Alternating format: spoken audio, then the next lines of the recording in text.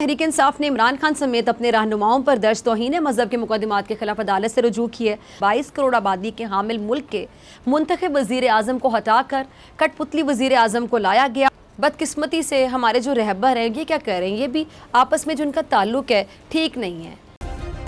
Subscribe करें और bell दबाएं ताकि कोई खबर रह न जाए।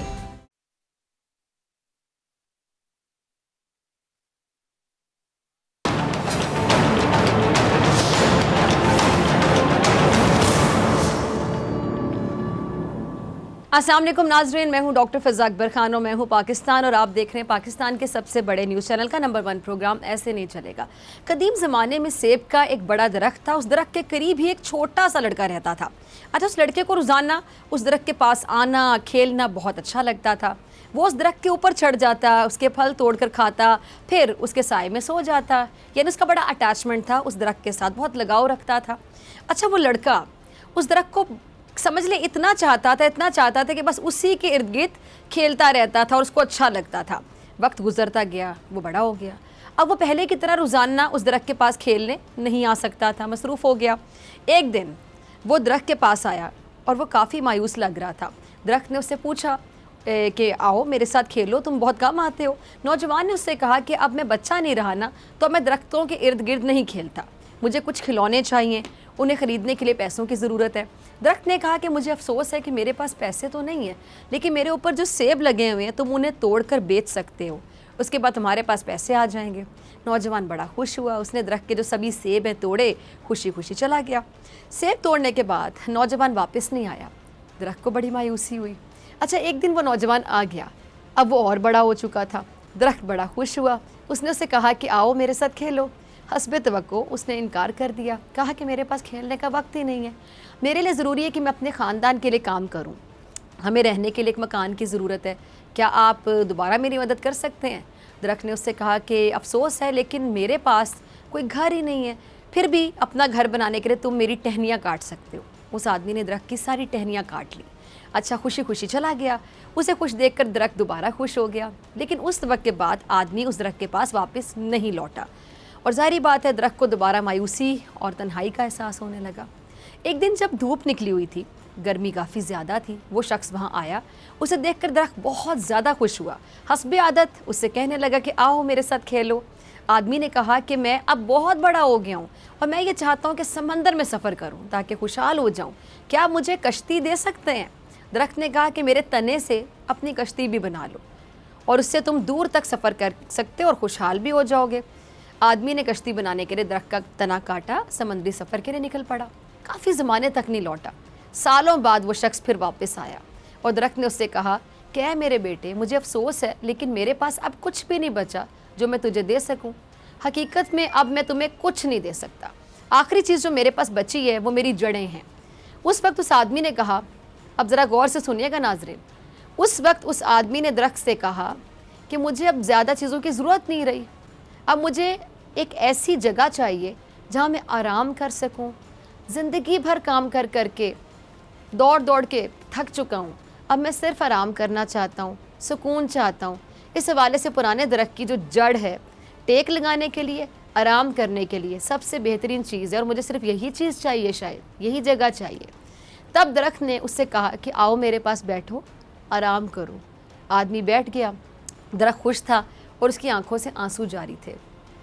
अब अगर आपने इस कहानी को महसूस किया हो, गहराई में जाके महसूस किया हो, तो आप ज़िंदगी का पूरा निचोड़ समझ चुके होंगे।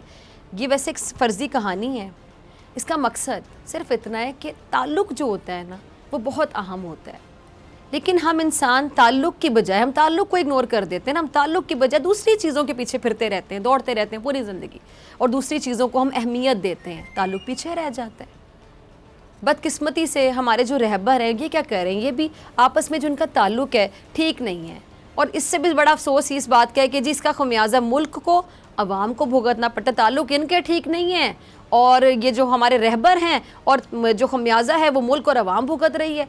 अब आप ज़रा मुलाहिज़ा कीजिए कि मदीना में जो वाक़या पेश आया उसका ज़िम्मेदार बग़ैर सोचे समझे नून लीग की हुकूमत ने इमरान खान को ठहरा दिया।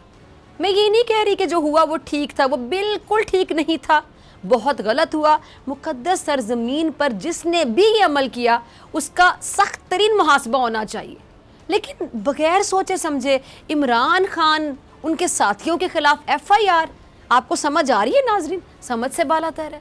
یعنی واقعہ مدینہ میں پیش آتا ہے اور فوری طور پہ حکومت کو پتہ بھی چل گیا کہ جی اس کی منصوبہ بندی جو پلاننگ ہے وہ PTI نے PTI کی قیادت نے کی ہے اور کوئی ہو ہی نہیں سکتا جی PTI کی قیادت نے کی ہے. اور پھر افسوسناک اس واقعے پر سابق وزیر اعظم عمران خان، فواد چودھری، شہباز گل، شیخ رشید سمیت 150 افراد ان کے خلاف توہین مذہب کا مقدمہ درج کر لیا جاتا ہے. اچھا، فیصل آباد پولیس کے مطابق جو مقدمہ ہے محمد نعیم نامی شہری ہے اس کی درخواست پر تھانہ مدینہ ٹاؤن میں درج کیا گیا ہے. اب سیاسی اور صحافتی دونوں حلقوں میں ایک رائے کے مطابق نون لیگ کی حکومت نے عمران خان کے خلاف انتقامی کارروائیاں کی اور اسے سیاست میں مذہب کا استعمال بھی قرار دیا گیا اور PTI نے ملک بھر میں درج مقدمات کے خلاف اسلام آباد ہائی کورٹ سے رجوع بھی کر لیا. اچھا، فواد چودھری کی جانب سے اسلام آباد ہائی کورٹ میں دائر جو درخواست ہے وہ درخواست کی گئی جس پر آج سماعت بھی ہوئی ہے اور جو عدالت ہے وہ کیا فیصلہ سناتی ہے ابھی اس کے بارے میں تو کچھ نہیں پتہ. لیکن حیرانی کی بات ہے کہ مریم صاحبہ نے ابھی سے اپنا فیصلہ سنا دی ہے. کیا کہہ رہی گا؟ سنا آپ نے مریم کو، وہ عمران خان کے خلاف ایسی زبان کا استعمال کر رہی تھیں جو میرے خیال سے میں یہاں پہ نہیں دہرانا چاہتی، صحیح نہیں سمجھتی. مریم نواز کے بقول عمران خان نامی فتنے کو جڑ سے اکھاڑنے کا وقت آ گیا ہے.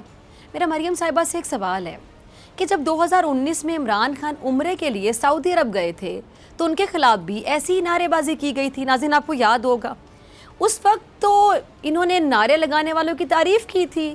تو میں آج آپ سے پوچھتی ہوں کہ کیا تب وہ فتنہ نہیں تھا؟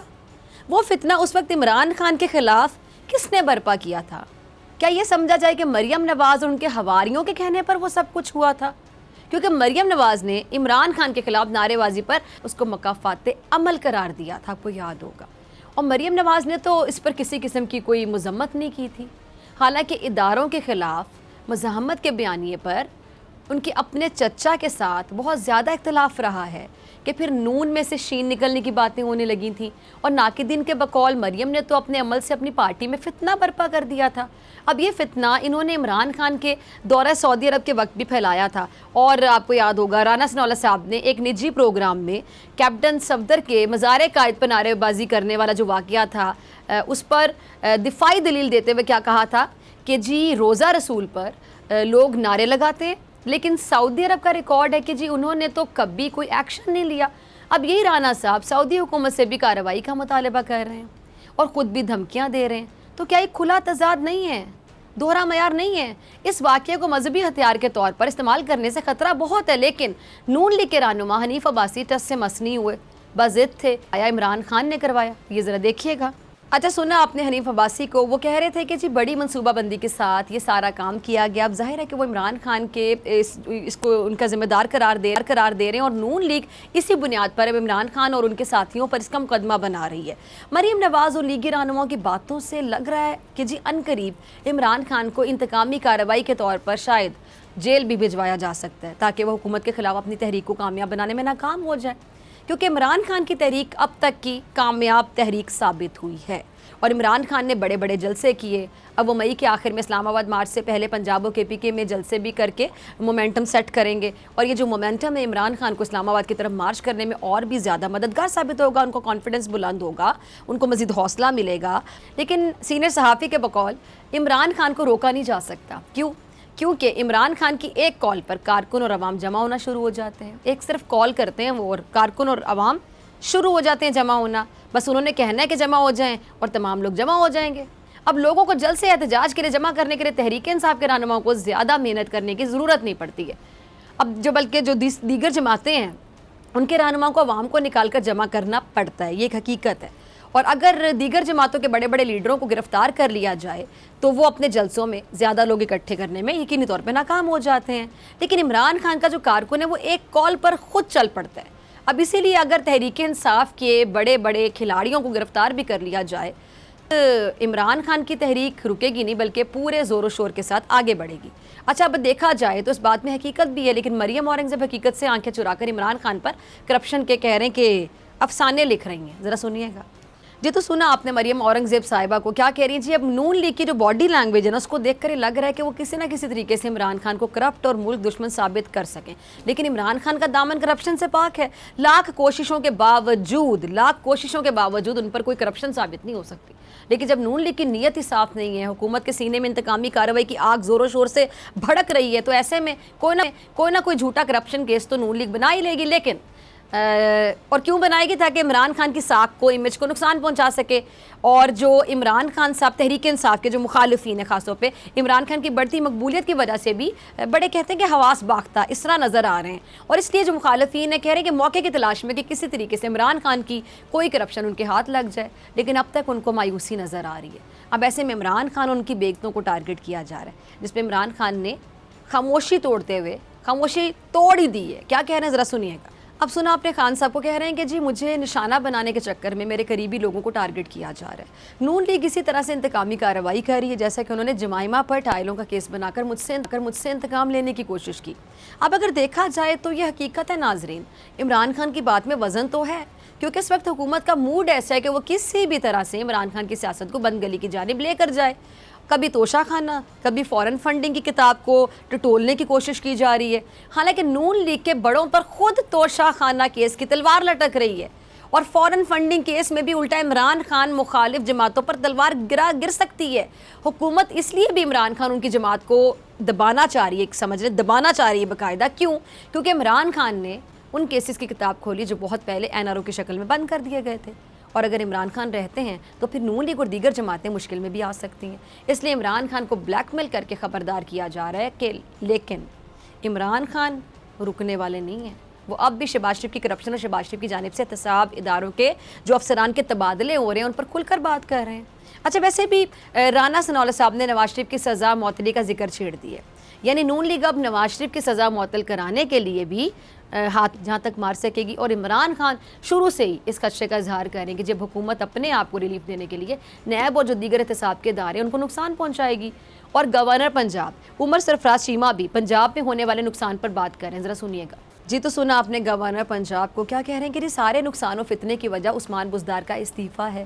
جعلی وزیر اعلیٰ کی تقریب حلف برداری بھی جعلی ہے. جعلی وزیر اعلیٰ کو غیر آئینی طور پر حلف دلوایا گیا. عثمان بزدار نے استعفیٰ وزیر اعظم کو دیا تھا, گورنر کو نہیں. حمزہ شہباز کو وراثت میں سیٹ تو مل گئی ہے لیکن انہیں الیکشن لڑنے کا طریقہ نہیں آیا. وزیر اعظم کی گنڈا بیوروکریسی جو ہے اور پولیس کی گنڈا گردی سے حمزہ وزیر اعلیٰ بنے. میں وزیر اعظم کو کہتا ہوں کہ اگر آپ سمجھتے ہیں کہ آپ کے بیٹے کے ساتھ زیادتی ہوئی ہے, اپنی لیگل ٹیم کو ساتھ لے کر آئیں, میں آپ کے ساتھ لائیو جو لیگل ڈیبیٹ ہے اس کے لیے تیار ہوں. لیکن ناظرین حمزہ شہباز میں نہ مانوں کی ضد پر بدستور اڑے ہوئے ہیں, ذرا دیکھیے گا, خود سنیے گا. جی تو سنا آپ نے حمزہ شہباز کو وزیر اعلیٰ بننے کے بعد عاجزی اختیار کرنے کی بجائے پرویز الہی کے بازو ٹوٹنے پر ان کا مذاق اڑا رہے ہیں, اور پرویز الہی پر پنجاب اسمبلی میں ہونے والی کشیدگی کا الزام بھی لگا رہے ہیں. اور ویسے یہی حمزہ شہباز جہانگیر ترین اور علیم خان پر بھی کرپشن کے الزامات لگاتے تھے, اور ان دونوں کو عمران خان کی ATM مشینز بھی کہتے تھے, آپ کو یاد ہوگا. لیکن کیا اب یہ جو ATM مشینز ہیں حمزہ شہباز کے لیے حلال ہو گئی ہیں؟ حمزہ شہباز کو یہ نہیں بھولنا چاہیے کہ وہ جن منحرف اراکین کے بل پر وزارت اعلیٰ کی اس کرسی پر بیٹھے ہیں, بہت جلد وہ یا تو نااہل ہو جائیں گے یا ڈی سیٹ کر دیے جائیں گے, اور یوں دونوں صورتوں میں حمزہ شہباز اکثریت کھو بیٹھیں گے. اور ادھر مرکز کی بات اگر کریں تو وہاں پر حکومت عمران خان کی سازش کے الزام سے توجہ ہٹانے کے لیے توہین مذہب بیانیے پر پورا زور لگا رہی ہے, لیکن اس کی کہہ لیں کہ دال گلنے والی نہیں ہے. کیوں؟ کیونکہ اب امریکی میڈیا سے بھی عمران خان کے حق میں گواہی آ گئی ہے, اور اس کو چھوٹی موٹی گواہی نہ سمجھیں آپ. سنیے گا. سنا آپ نے, یہ امریکی دفاعی تجزیہ کار عمران خان کی تمام باتوں کی کیا تصدیق نہیں کر رہی ہیں؟ بالکل کر رہی ہیں کہ کیسے آزاد خارجہ پالیسی کی وجہ سے امریکی حکومت نے سازش کی, عدم اعتماد کے ذریعے PTI حکومت کو ہٹا دیا گیا, لیکن عمران خان ہار ماننے کو تیار نہیں ہے. اسی لیے عمران خان اب آزادی اور خود مختاری کی جنگ عوام کے ساتھ, عوام کے سنگ جا رہے ہیں. مئی کے آخر میں اسلام آباد میں لانگ مارچ کرنے جا رہے ہیں, کیونکہ ان کا ماننا یہی ہے کہ غیر ملکی مداخلت کا گھنونا کھیل, گھنونا چکر اب نہیں چلے گا, اب ایسے نہیں چلے گا. ملتے ہیں بریک کے بعد.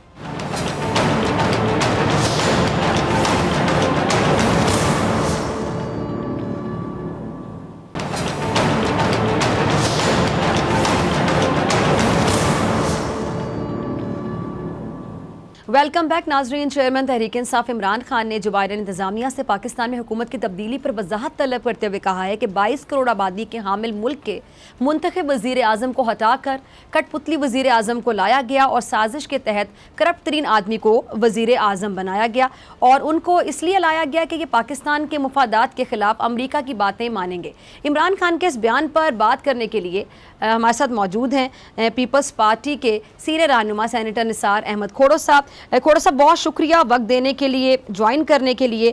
चेयरमैन पीटीआई इमरान खान साहब कह रहे हैं कि अमेरिका पाकिस्तान में फर्मा बरदार और कठपुतली वज़ीर आज़म का ख्वाहिशमंद था, ख़वाह था। अब मौजूदा हुकूमत के आप भी इत्तेहादी हैं खोड़ो साहब और बिलावल साहब वज़ीर ख़ारजा हैं, तो क्या कहेंगे इमरान खान के इस बयान पर? मुझे नहीं मालूम था कि इमरान खान को शॉर्ट टर्म मेमोरी लॉस हुआ है। जब डोनाल्ड ट्रंप से जाके झप्पियां पा रहा था, जब अपने साथ चीफ ऑफ आर्मी स्टाफ को भी ले गया था, तो बड़ी खुशी खुशी उन्होंने ऐलान किया था कि मेरी बड़ी अच्छी मुलाकात रही। तो मैं उसको क्या समझूं? उस वक़्त अमेरिका अच्छा था, आज अमेरिका बुरा है। यही इमरान खान था जो डोनाल्ड ट्रंप को इम्प्रेस करने के लिए वहाँ वाशिंगटन में एक बहुत बड़े हॉल में उसने एक इज्तिमा किया था, दिखाने के लिए कि मेरे पास इतने लोग हैं। उस वक़्त क्या था और अब क्या है? इम्पोर्टेड की बात ही क्या है? मैं इमरान खान को इलेक्टेड प्राइम मिनिस्टर इसलिए नहीं कहता कि वो मेजॉरिटी तो था ही नहीं, उसकी पार्टी असेंबली में मेजॉरिटी नहीं थी, मेजर ग्रुप ज़रूर था। इसी तरह से हमारे ग्रुप भी थे, 85 मेंबर्स पीएमएलएन के थे, 55 हमारे थे, 15 किसके थे, 2 किसके थे, 4 किसके थे। इसी तरह से हम भी मेजॉरिटी में नहीं आए और उसको मेजॉरिटी बना के दी गई। वो अपने साथ ले आया कुछ पार्टियां एलाइज बनाकर, जिसको वो अपने साथ रख नहीं सका। उसको पता था कि ये साजिश है। अगर उसको पता था कि ये साजिश हो रही है तो फिर उसका फर्ज नहीं बनता था कि अपने एलाइज को साथ रखता, अपने मेंबरान को टूटने न देता, उनको कॉन्फिडेंस में लेता, उनको मनाता, उनके साथ मिलता, उनके साथ अंडरस्टैंडिंग पैदा करता। चलो जी, दूसरी पार्टियों से ले आए थे आप, दूसरी पार्टियों से लोग आए थे, आपने उनको टिकट दे दी और आपके वो टिकट पे कामयाब हो गए, लेकिन आप उनको रख नहीं सके खुद। और जब वो निकल गए तो उनको आपने गालियां दी, उनको बाकायदा गालियां दी थी। ये थे कब हमारे कि हमारे साथ रहते? ये कोई तरीका होता है डील करने का? आपकी शिकायतें थी, आपके लिए शिकायतें थी कि आप मिलते नहीं थे, आपके लिए शिकायतें थी कि आप किसी से हाथ नहीं मिलाते हो, आपसे शिकायत थी कि आप किसी के साथ मुस्कुराते नहीं हो। मगज में तो आपके बैठ गया था गुरूर, सर नीचे हो नहीं रहा था आपका, आपसे छोड़ गए लोग। आपके लोग अगर छोड़ गए तो ये डेमोक्रेटिक हक है। दूसरी एलआई पार्टियां अगर आपको छोड़ गई, एमक्यूएम, क्यू लीग, बाप और ये सारी जो चीजें थी वो आपके साथ थी, आप उनको यानी आपके मुताबिक खान साहब के बिहेवियर इशू पर लोगों ने उनको छोड़ा और कोई वजह नहीं थी। और क्या कहूंगा मैं, और क्या कहूंगा? शाहजैन बुख्ती साहब का छोड़ के आना क्या माना रखता है? खालिद मक्सी साहब वालों का आना क्या माना रखता है? वो तो तेरे साथ ही बैठे हुए थे ना, तेरी हुकूमत में तेरे साथ बैठे हुए थे। क्या शिकायतें कभी पता किया तुमने? कभी देखा सही, हाल हवाल किया उनके साथ? तुम तो हमेशा ये कहते थे कि जी मेरे सपोर्ट में वो है, हम एक पेज पे, हम एक पेज पे, हम एक पेज पे, और इसी घमंड में तुम समझते थे कि जी तुम्हें कोई छोड़ के जाएगा नहीं। रोजाना ये बात करते थे। इमरान खान साहब ने एक बार फिर से चीफ जस्टिस से मुतालबा किया है कि वो कमीशन बनाएं ताकि अमेरिका से आने वाला जो मरासला है उसकी तहकीकात हो सकें। आपका पीपल्स पार्टी का क्या मौक़िफ़ है? इस मरासले की तहकीकात होनी चाहिए ताकि सच सामने आए। देखिए, मान लिया, एक मिनट, अगर चीफ जस्टिस से ये मुतालबा कर रहे हैं कि जी अमेरिकी साजिश को जुडिशल कमीशन बनाओ, ये करो, वो करो, तो फिर माने कि 5A लगाना भी गैर आईनी था, क्योंकि इसी चीफ जस्टिस ने 5A को लगाना गैर आईनी करार दिया। इस रूलिंग को करार दिया जो तुम्हारे स्पीकर ने दी। وہ تمہارے اسپیکر نے رولنگ دے کر اس کو غیر آئینی رولنگ دے کر اور ہمارا vote of no confidence reject کیا تھا، اور اس کے بعد تم نے یہ ساری ڈیزالو کر دی اسمبلی. تو پھر مانو کہ چیف جسٹس نے صحیح کیا تھا. اس کے لیے تانے مت تو کہ جی رات کو کھلی تھی کورٹ، رات کو کھلی تھی کورٹ. کیوں نہیں کھلی کورٹ؟ جب آپ کی رولنگ اس طرح سے آتی ہے کہ جی آپ ووٹ آف نو کانفیڈنس کو ریجیکٹ کر رہے ہو کسی غیر آئینی اور غیر منطقی ایک آرٹیکل کے اوپر، تو کیوں نہیں کورٹیں آنکھیں کھولیں؟ آنکھیں کھولنے کا ان کو حق تھا. اسلام آباد ہائی کورٹ میں کوئی گیا درخواست لے کر، سپریم کورٹ میں کوئی گیا درخواست لے کر. اگر وہ جاتے ہیں درخواست لے کر تو چیف جسٹس کیوں اپنے دروازے بند کرے؟ عدالت کے دروازوں کے علاوہ ہمارے پاس بچہ کیا تھا؟ آپ نے تو اپنی مرضی کر لی نا. آپ نے تو اسپیکر کو زبردستی کہا لکھو یہ رولنگ، اپنا نام بھی لکھو. اس بیچارے نے اپنی جان بچائی، عزت بچائی، اور کہا صحیح میں جا کے نہیں پڑھوں گا، ڈپٹی اسپیکر کو کہو جا کے وہ پڑھے. آپ نے جو اپنا کیا ہوا ہے وہ آپ بھول گئے. اپنی اتنے بڑے آدمی بن گئے ہو، اتنے غرور میں آ گئے ہو کہ ابھی بھی تمہارا غرور نہیں ٹوٹا. تم نے کہا اسپیکر کو کیسی رولنگ دے، تمہارے اوپر کورٹوں نے کہا کہ تم نے غیر آئینی کام کیا ہے، آئین شکنی کی ہے. ایک پرائم منسٹر پر الزام لگا آئین شکنی کا. یہ شکر کرے کہ آرٹیکل 6 اس کے اوپر ابھی تک چیف جسٹس نے سو موٹو کر کے نہیں لگایا. کیا بات کر رہا ہے عمران؟ اچھا کھوٹر صاحب، پہلے آپ لوگوں نے عمران خان کے خلاف عوامی لانگ مارچ کیا تھا. اب اس مہینے کے آخر میں عمران خان لانگ مارچ میں 20 لاکھ لوگ اسلام آباد لے کر آ رہے ہیں، تو آپ لوگوں کی جو حکومت ہے کیا خطرے میں ہے؟ دیکھیں بات سنیں، ہم اپنی قوت سے چلے تھے اور ڈی چوک تک پہنچے تھے. ہم نے 10 دن لگائے تھے. ہم ہر جگہ سے گھومتے گھومتے گھومتے گھومتے وہاں پہنچے تھے.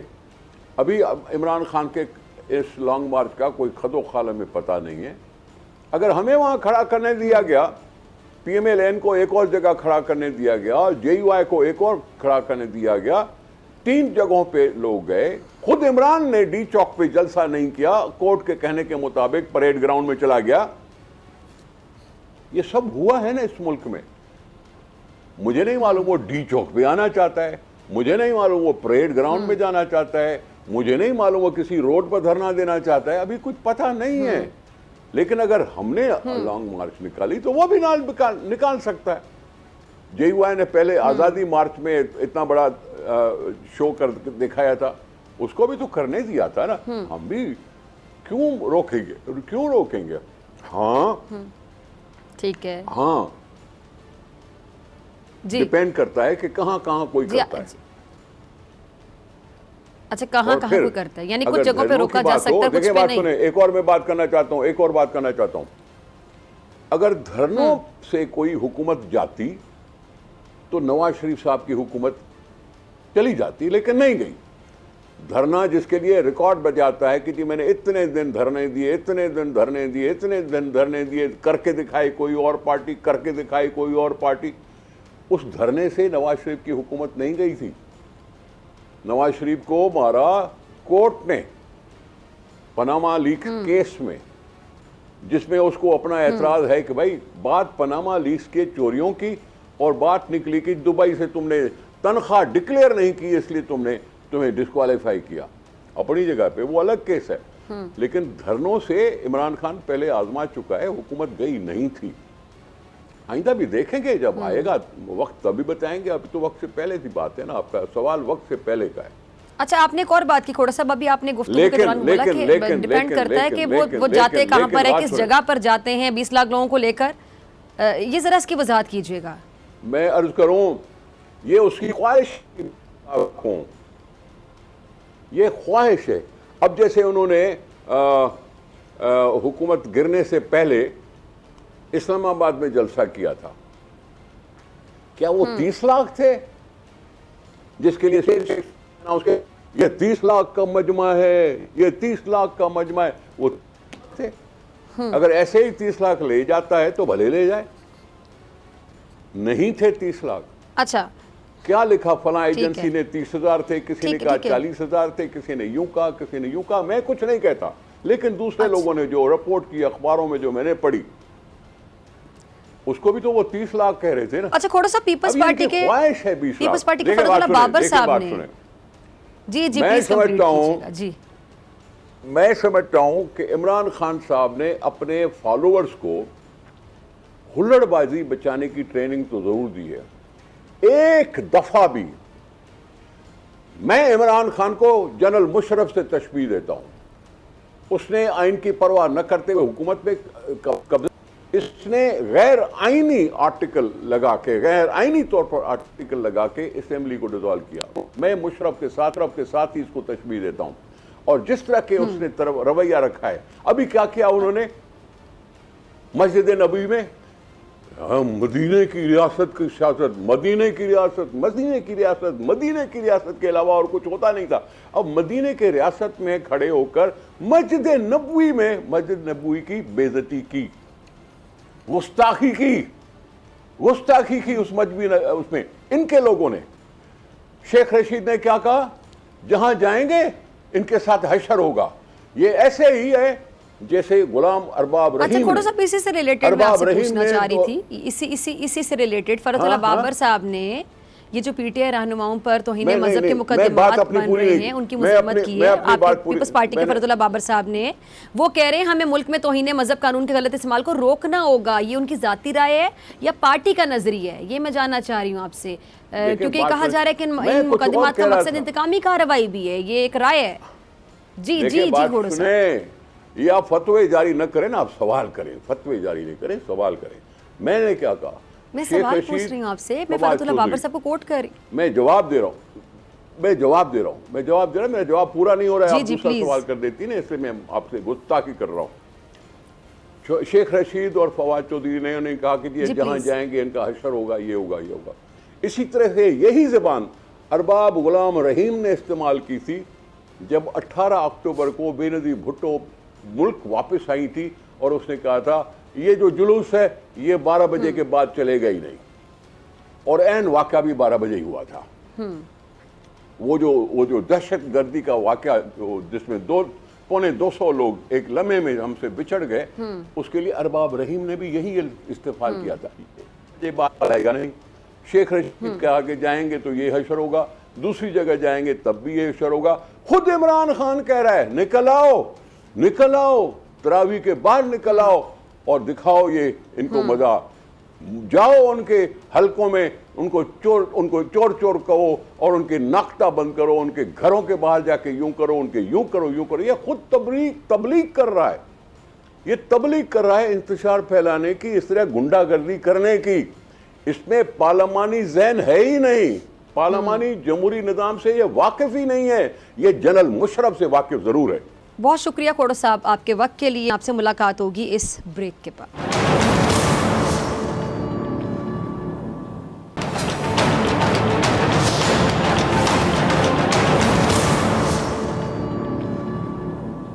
ویلکم بیک ناظرین. تحریک انصاف نے عمران خان سمیت اپنے رہنماؤں پر درج توہین مذہب کے مقدمات کے خلاف عدالت سے رجوع کی ہے. توہین مذہب کے مقدمات کے معاملے پر اسلام آباد ہائی کورٹ نے متعلقہ اداروں کو تحریک انصاف کی قیادت کے خلاف 9 مئی تک کسی قسم کی کارروائی نہ کرنے کی ہدایت کی ہے اور ان کو ہراساں کرنے سے بھی روک دی ہے. اس ساری صورتحال پہ بات کرنے کے لیے میرے ساتھ موجود ہیں ماہر قانون بیرسٹر شیر افضل مروت صاحب. بہت شکریہ بیرسٹر صاحب وقت دینے کے لیے. ایک واقعہ ہوتا ہے مدینہ میں, اس کے مقدمات یہاں پاکستان میں درج ہو رہے ہیں. اچھا حکومت نے 150 سے زائد افراد کے خلاف مقدمہ درج کروا دیا اور الزام ہے توہین مذہب کا. کیا کہیں گے, کیا قانونی حیثیت ان مقدمات کی؟ کیا یہ حکومت کی جانب سے واقعی انتقامی کارروائی لگ رہی ہے آپ کو بھی, جیسے کہ کہا جا رہا ہے بہت سے لوگوں کی جانب سے؟ پس پشت و محرک انتقامی ہے, کیونکہ یہ مقدمہ جو ہے اس کا درج کیا جانا, اس کے قانونی اور سیاسی دونوں کانسیکوینسز ہیں. جہاں تک قانونی سیاق و سباق کا تعلق ہے, قانون یہ کہتا ہے تعزیرات پاکستان کے 2 دفعات ہیں, دفعہ 3 اور دفعہ 4. وہ یہ کہتے ہیں کہ اگر کوئی بھی پاکستانی دنیا میں کہیں پر بھی ہو, کسی بھی ملک میں ہو, جہاز پہ ہو, بحری جہاز پہ ہو, اگر وہ پاکستان کے قانون کے تحت اس جگہ پہ کسی جرم کا ارتکاب کرتا ہے تو ایسے پاکستانی کو پاکستان میں اس کے ٹرائل بھی ہو سکتے ہیں, اس کو سزا بھی دی جا سکتی ہے. تو اس شک کا, اس قانون کے اس کا فائدہ اٹھاتے ہوئے مدینہ منورہ کے واقعے کو سیاسی مقاصد کے لیے استعمال کرتے ہوئے حکومت نے اب کیا کیا کہ حکومت نے یہ کارروائی کر دی ہے کہ یہ ایف آئی آر درج کیا ہے، اور میں اس ایف آئی آر کے اندراج کرنے والے جس نے اس کو تحریر کیا ہے کسی ماہر کرمنل لا کے ایکسپرٹ کو لازماً انہوں نے انگیج کیا ہے، اور اب انہوں نے عمران خان اور جو پی ٹی آئی کی جو لیڈرشپ ہیں ان کو جو رول تفویض ہوا ہے ایف آئی آر میں وہ ہیں بیٹمنٹ کا، یعنی اعانت جرم کا۔ سٹوری کچھ اس طرح بنائی ہے کہ گویا عمران خان اور پی ٹی آئی کی قیادت کی ماں پہ لوگ پاکستان سے اور انگلینڈ سے آئے، اور انہوں نے پھر یہ ٹائم چنا، اور جواز جو ہیں وہ پیچھے سے شیخ رشید صاحب کی وہ ویڈیو بھی ان کے اس موقف کو تقویت دے رہی ہے۔ اب اس اعانت جرم کے تحت جو ہیں گرفتاریاں بھی ہوگی۔ دوسرا یہ ہے مذہبی کارڈ بھی استعمال ہو رہا ہے، کیونکہ لازماً یہ جو وقوع یا واقعہ ہوا یہ واقعہ جو ہے اس نے پی ٹی آئی کے لیے کوئی خاص اچھے اثرات نہیں چھوڑے ہیں، اور اس چیز کو اب گورنمنٹ صحیح معنوں میں صحیح طریقے سے ایکسپلائٹ کر رہی ہے، صحیح طریقے سے ایکسپلائٹ کر رہی ہے۔ تو لہٰذا میں یہ کہوں گا لازماً کہ پیچھے جو ہے وہ ایلیمنٹ جو ہے وہ انتقام کا ہے، کیونکہ پی ٹی آئی نے اپنے دور میں ان کے ساتھ کوئی خاص اچھا تعلق روا نہیں رکھا تھا۔ ٹھیک ہے بیرسٹر صاحب، حکومت نواز شریف کی سزا معطل یا منسوخ کرنے پہ بھی غور کر رہی ہے۔ اب خبر یہ ہے کہ جی وزیر داخلہ رانا ثناء اللہ نے کہا ہے کہ وفاق اور پنجاب حکومت دونوں کو یہ اختیار حاصل ہے کہ وہ کسی ملزم کی سزا کو معطل یا منسوخ کر سکتی ہے۔ تو قانون اس حوالے سے کیا کہتے ہیں، اور کس بنیاد پر کسی ملزم کی جو سزا ہے اس کو بغیر عدالت کی اجازت کے منسوخ کیا جا سکتا ہے؟ یہاں پر بھی یہ قانونی طور پر آرٹیکل 45 کا فائدہ اٹھائیں گے۔ آئین میں آرٹیکل 45 ہیں جو صدر پاکستان کو یہ اختیار دیتا ہے کہ وہ حکومت کی ریکمنڈیشن پہ اگر کوئی برڈن یعنی معافی یا سزا میں کمی یا سزاؤں کو گھٹانا یا کوئی معافیاں دینا، یعنی جس طرح کے اسپیشل اوکیزنز کے ہیں، تو یہ صدر پاکستان کا اختیار ہیں جو وہ حکومت وقت کی ریکمنڈیشن پہ ایکسرسائز کرتا ہے۔ آپ کو یاد ہوگا پہلے نواز شریف صاحب کو سزا ہوئی تھی ہائی جیکنگ کیس میں، اور اس کے بعد وہ ملک سے چلے گئے تھے، اور جانے کے بعد اس نے کوئی اپیل نہیں کی۔ بعد میں انہوں نے اسی آرٹیکل 45 کا سہارا لیتے ہوئے نواز شریف صاحب نے اس وقت بھی اپنی سزا معاف کرائی تھی، اور جو اس کی سینٹینس ہوئی تھی بعد میں پھر چیلنج کیا تھا کہ یہ جو معاف کیے جانے کا عمل ہیں یہ قانون سے متصادم ہیں۔ بہرحال میں یہ ضرور کہوں گا کہ آج تک کے جتنے فیصلے آئے ہیں آرٹیکل 45 کے اسکوپ کے سپیریئر جوڈیشری کے، سپریم کورٹ آف پاکستان کے بالخصوص، وہ اس کا جسٹ یہ ہے کہ صدر پاکستان کا یہ جو اختیار ہیں یہ انفیٹرڈ ہیں۔ عدالتیں جو ہیں کسی حد تک جو ہیں اس کے انٹرپریٹیشن کے حوالے سے کچھ کلاگ جو ہے متعارف کرا سکتی ہے۔ اس طرح آپ کو یاد ہوگا جب این آر او مشرف نے انٹروڈیوس کیا تھا تو یہ معافیاں بھی اس نے دی تھی، سزائیں بھی معاف کی تھی، اور کیسز بھی وڈرا کیے تھے۔ ان کیسز کے وڈرال کے حوالے سے پھر یہ بھی چیلنج ہو گیا تھا۔ اس وقت پھر سپریم کورٹ نے یہ فیصلہ دیا تھا کہ صدر پاکستان کا آرٹیکل 45 کا یہ اختیار جو ہیں یہ جی تو اس وقت پھر انہوں نے کہا تھا کہ یہ، اور پھر این آر او آپ کو یاد ہوگا کہ پھر وہ جو بینیفیشریز تھے اپنے ججمنٹ کے ذریعے انہوں نے انڈو کیا تھا۔ ٹھیک ہے۔ اچھا مروت صاحب، پنجاب کی بات کریں تو لاہور ہائی کورٹ کے فیصلے کے بعد آپ کو لگتا ہے کہ پنجاب میں یہ جو آئینی بحران ہے یہ ختم ہو گیا، اور کیا تحریک انصاف کو سپریم کورٹ سے رجوع کرنا چاہیے، کیونکہ گورنر نے عثمان بزدار کا استعفیٰ مسترد کر دیا تھا؟ میں ذاتی طور پر سمجھتا ہوں کہ یہ بہت دیر کے بعد جو ہے پی ٹی آئی کو یہ خیال آیا کہ ہمیں یہ کارڈ کھیلنا چاہیے۔ اب عدالتیں جو ہیں وہ انٹینشن کو دیکھیں گی لازماً، کہ اگر بزدار صاحب کا استعفیٰ جو تھا وہ انٹینشنلی پرائم منسٹر کے نام لکھا کیا تھا، اور آیا اس کے جو پی ٹی آئی کے استعفے کے بعد کے جو حرکات سکنات تھی یا جو ان کے مووز تھے، کیا وہ مووز اسی طرح اس چیز کی نشاندہی کر رہے ہیں کہ یہ بزدار صاحب جو ہیں یہ کو رہنا چاہیے. لیکن اس طرح کو نظر آ رہا ہے کہ بزدار صاحب کا استعفیٰ پھر بعد میں اس ٹھیک کے ہے. انٹرویو میڈیا پہ آیا, اس نے اون کیا ہے, یعنی پرائم منسٹر کو ایڈریس کرتا ہے بجائے گورنر کے. تو میرا خیال یہ ہے کہ یہ کوئی اتنا زیادہ مستحکم کیسے نہیں ہوگا پی ٹی آئی کا کہ اس بنیاد پہ حمزہ شہباز کی ٹھیک ہے. الیکشن ریورس کرے. بہت شکریہ بیرسٹر صاحب آپ کے وقت کے لیے. اسی کے ساتھ برخان کو دیجیے اجازت. آپ سے ملاقات ہوگی انشاءاللہ کل سیم ٹائم سیم چینل. اگر زندگی نے وفا کی, دعاؤں میں یاد رکھے گا, اپنا بہت خیال رکھے گا. اور جانے سے پہلے میری جانب سے, میری ٹیم کی جانب سے تمام اہل وطن کو عید کا چاند بہت مبارک ہو. اللہ نگہبان.